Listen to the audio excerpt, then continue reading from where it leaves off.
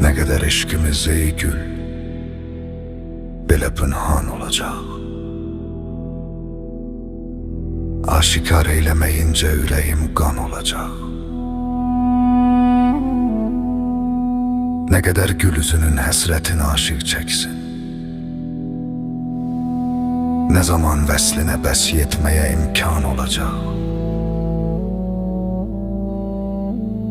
Bəs haçan rəhm edəcək bülbülü, biçarəyə gül.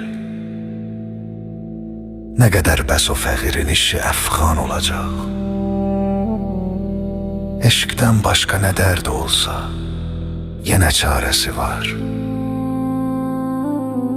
Ayrılıq dərdinə bilməm necə dərman olacaq.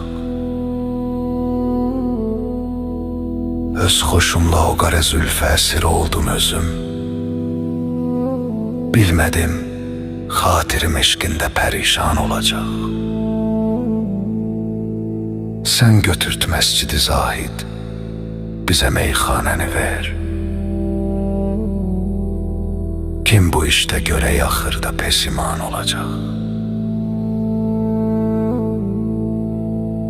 Hələ vahid, meyə meyl eyləmə, qoy gəlsin o gül. Yarsız yerdə mey içmək bizə nöqsan olacaq.